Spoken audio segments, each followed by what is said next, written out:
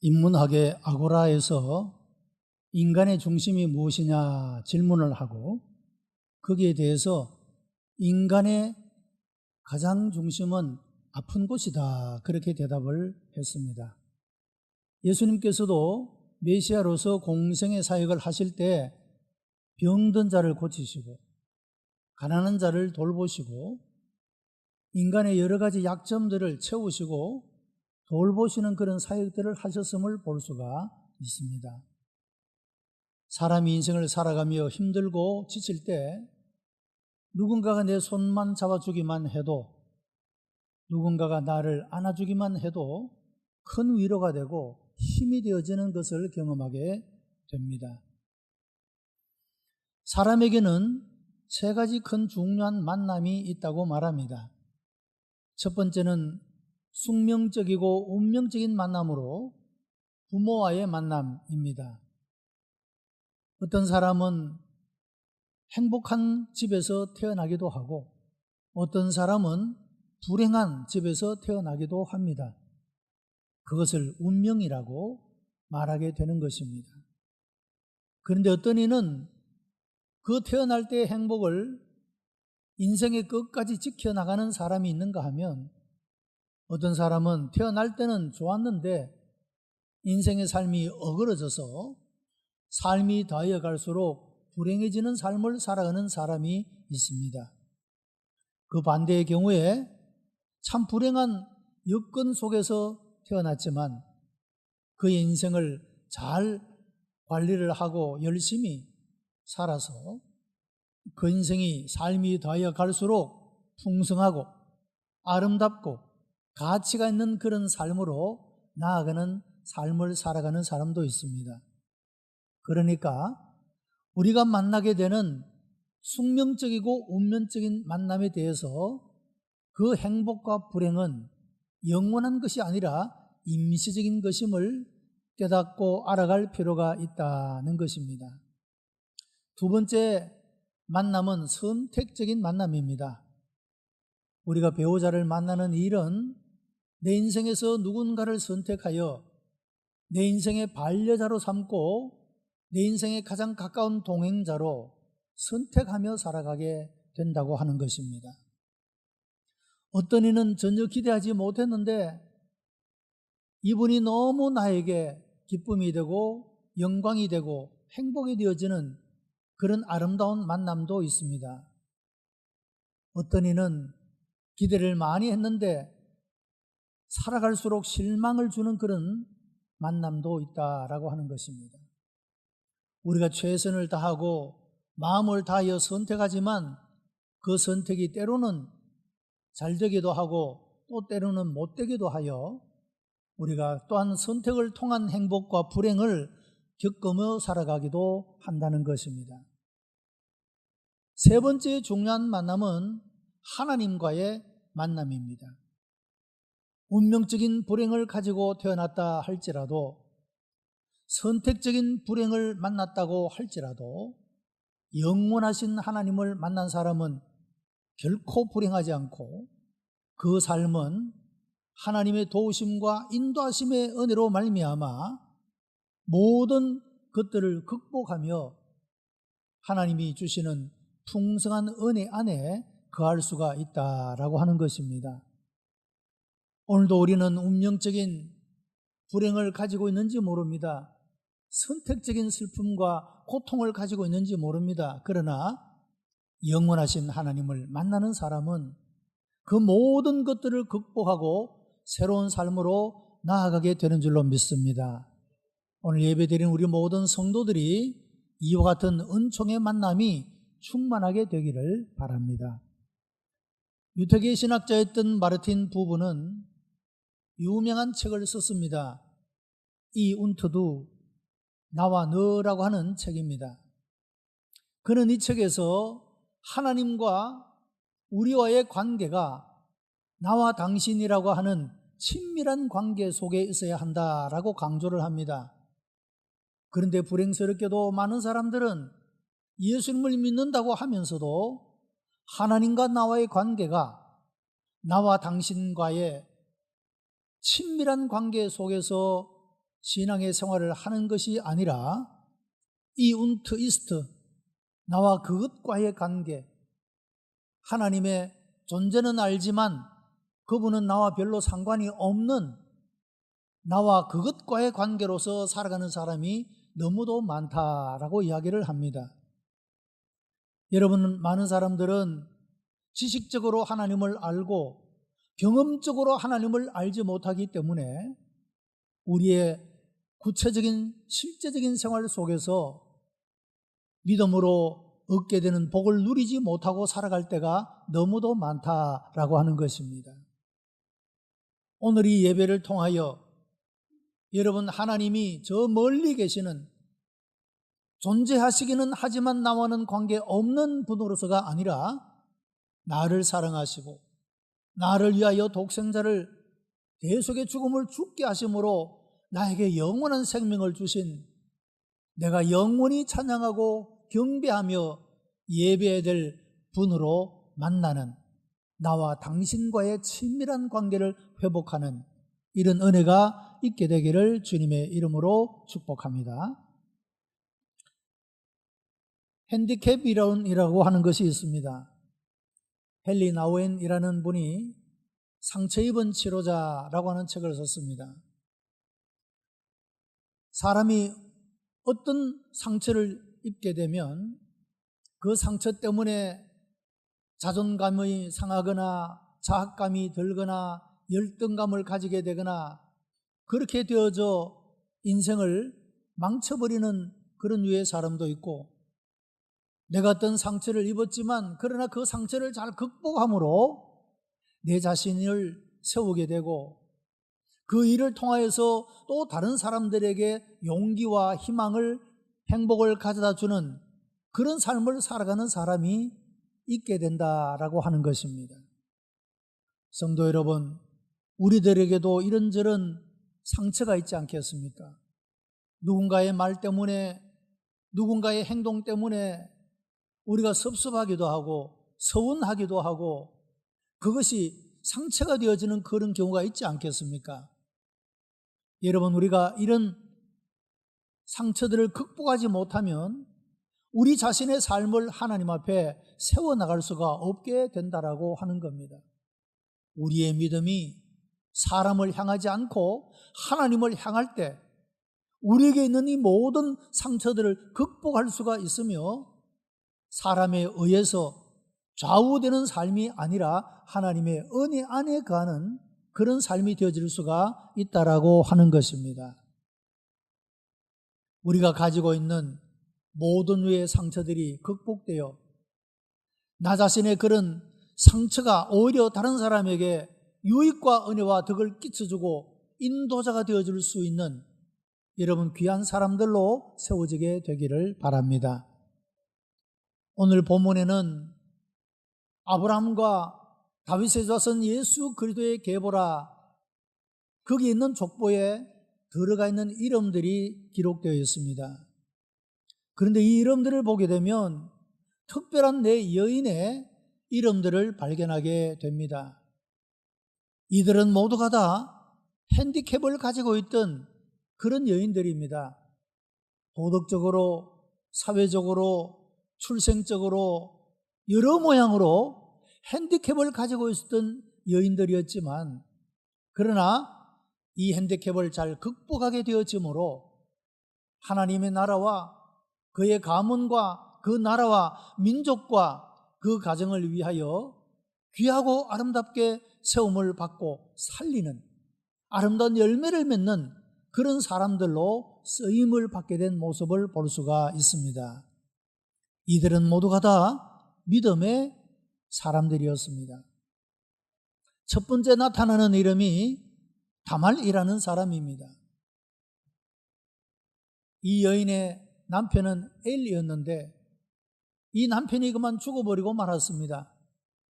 당시 유대인은 수혼 제도가 있어서 형이 죽으면 동생이 대신해야 했습니다. 그에게는 오난과 셀라라고 하는 이 두 형제가 있었지만, 그러나 이 두 형제는 그 책임을 감당하지를 못했습니다. 그래서 이 다말은 하는 수 없이 가문의 대를 이어가기 위하여 그 자신이 창녀로 변장을 하여 장막을 치고 그의 시아버지를 기다리게 됩니다. 그래서 그 시아버지를 통하여 아들을 낳게 되어집니다. 여러분, 이 일이 그 자신에게는 양심의 죄책감을 가지게 했을 것입니다. 도덕적인 핸디캡을 그가 지고 살아갈 수밖에 없었다, 그렇게 말할 수가 있겠습니다. 그러나 여러분, 이 다말을 통하여서 메시아의 계보가 이어져 나가는, 유다의 자손이 계속해서 그 계보를 이어나가는 그런 귀한 일들을 감당하게 되었다고 하는 것입니다.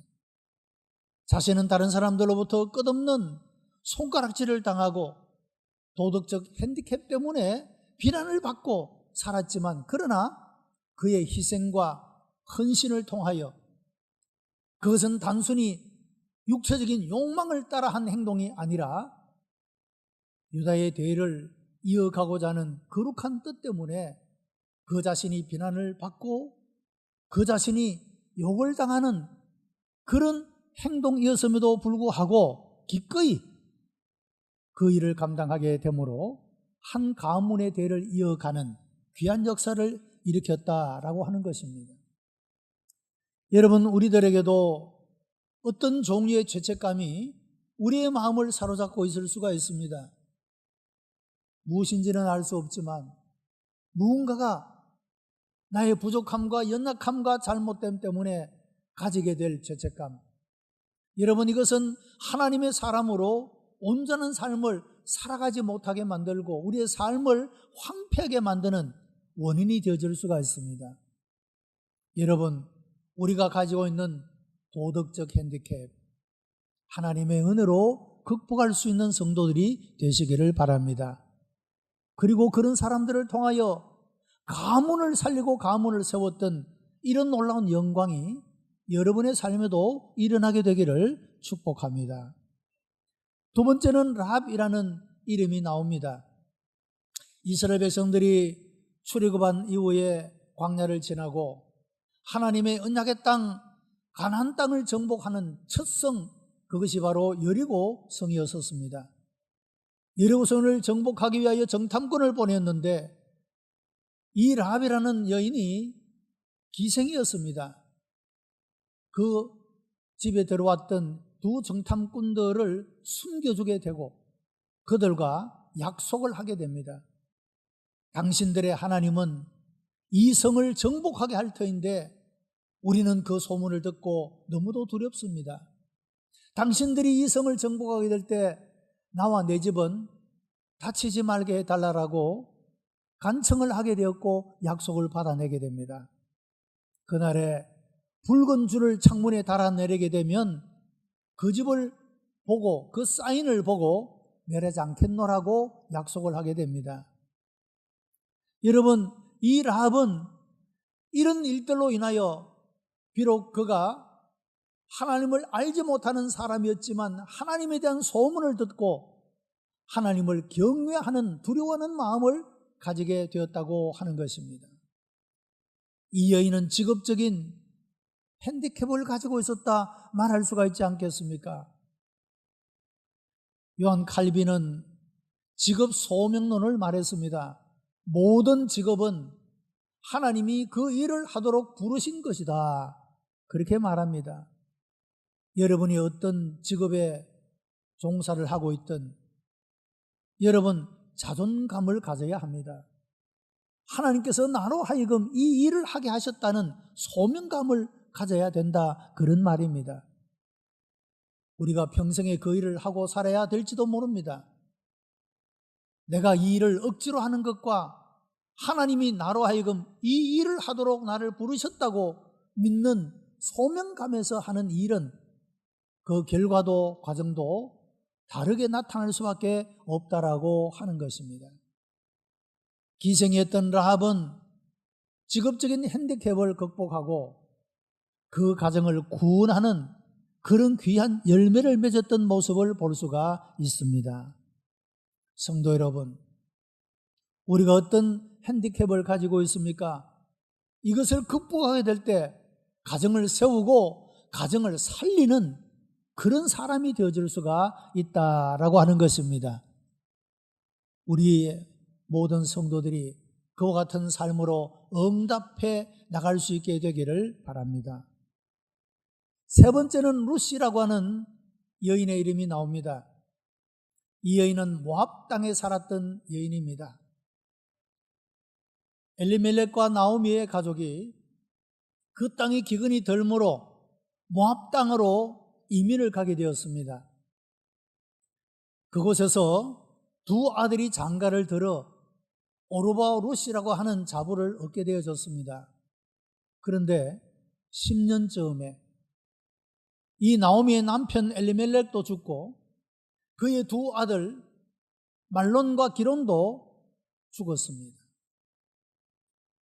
기근을 피해서 잘 살아보겠다고 갔던 그 땅에서 이 남자들을 모두 다 잃어버리게 되었다고 하는 것입니다. 얼마나 큰 슬픔이요, 아픔이요, 고통이었겠습니까?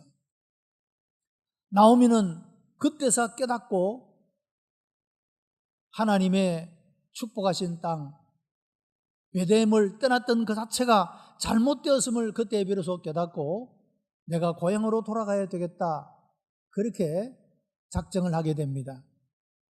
여러분, 고향 베들레헴으로 돌아간다는 것은 다르게 표현하면 하나님께로 돌아가야 되겠다, 그런 뜻입니다.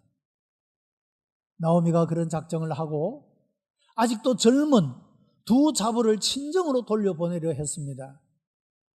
여러분, 그 당시에도 시집 가면 다시 돌아가지 않습니다. 그런데 이 나오미는 두 자부에 대한 지극한 사랑으로 아직도 젊으니 친정으로 돌아가서 새로운 삶을 살아라고 기회를 주기 위해서 보내게 된 것입니다. 오르바는 울면서 어머니를 작별하고 친정으로 돌아갑니다. 그런데 이 룻은 어머니를 떠나려 하지 않습니다.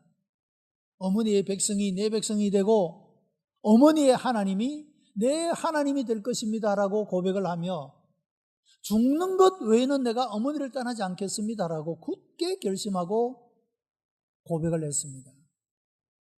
나오미는 이런 룻의 말을 듣고 더 이상 말릴 수가 없게 되어 그를 데리고 함께 베들레헴으로 돌아오게 됩니다.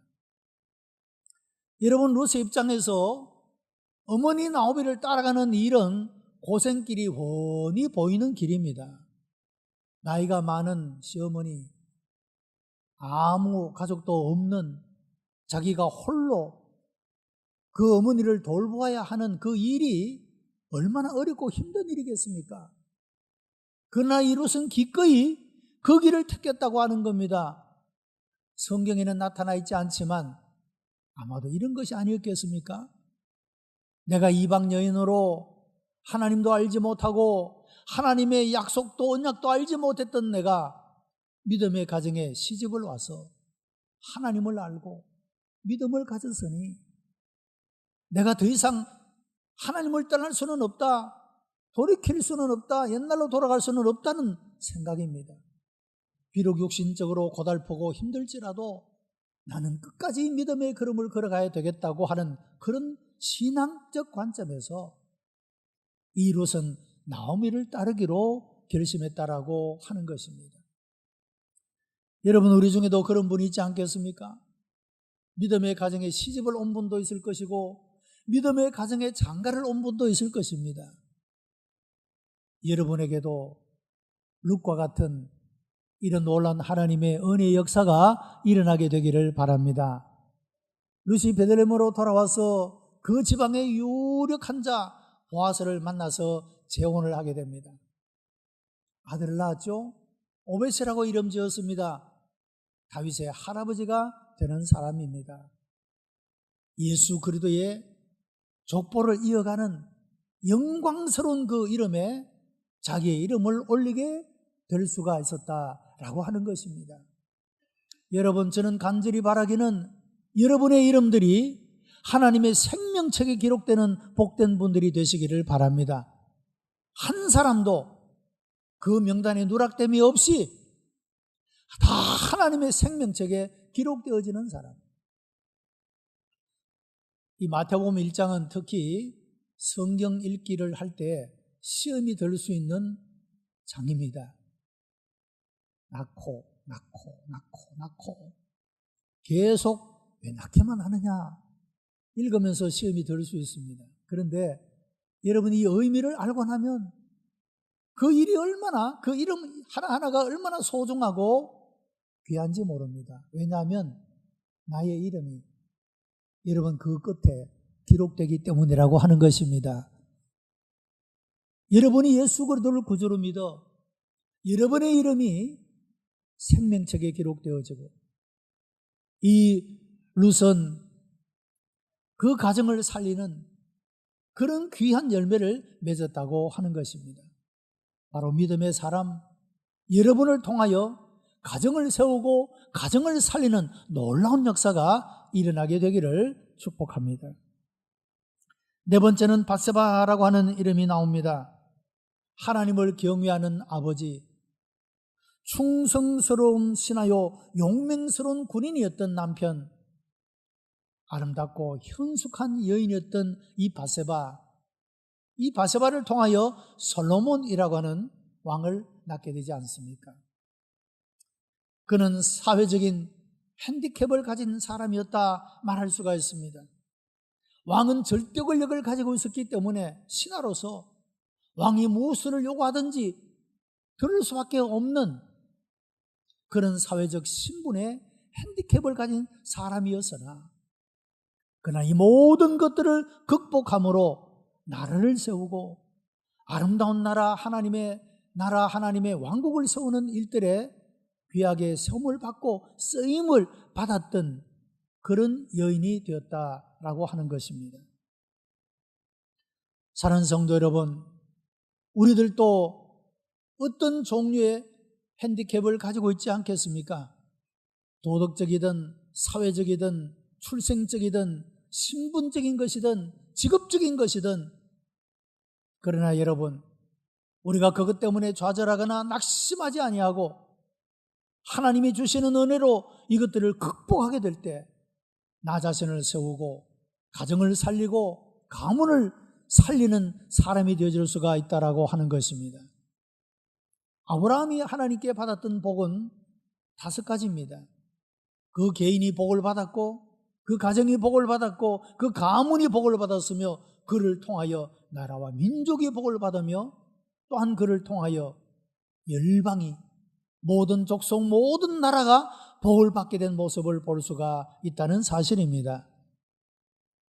아브라함과 다윗의 자손, 그리스도의 세계라. 여러분, 우리가 모두가 다 우리의 모든 삶에 이런 장애들을 극복하고 핸디캡을 극복함으로 말미암아 우리 모두들도 하나님 앞에 아름다운 결실을 하는 풍성한 삶을 살아가게 되기를 바랍니다. 잠언 31장 30절에 고운 것도 거짓되고 아름다운 것도 헛되나 오직 여호와를 경외하는 여자는 칭찬을 받으리라고 했습니다. 영원하신 하나님과의 만남을 통해 우리의 삶이 새롭게 되고 변화에 대한 아름다운 경험으로 우리의 자신을 세우고 가정을 살리고 가문을 세워나가는 귀한 믿음의 사람들 다 되시기를 주님의 이름으로 축복합니다. 기도하십시다. 은혜가 풍성한 하나님, 감사와 찬송과 영광을 하나님 앞에 올려드립니다. 우리를 사랑하시어 택하시고 부르시어 예배케 하시고 하나님의 자녀 삼아주시니 감사하옵나이다. 우리 이름을 생명책에 기록하여 주시고 아버지, 우리의 삶이 세워지고 우리의 가정이 살고 우리의 가문이 아버지 안으로 살아가는 놀라운 역사를 이루어가는 하나님의 사람들, 믿음의 사람들이 되어지도록 역사해 주시옵소서. 예수 그리스도의 이름으로 감사하며 기도드리옵나이다. 아멘.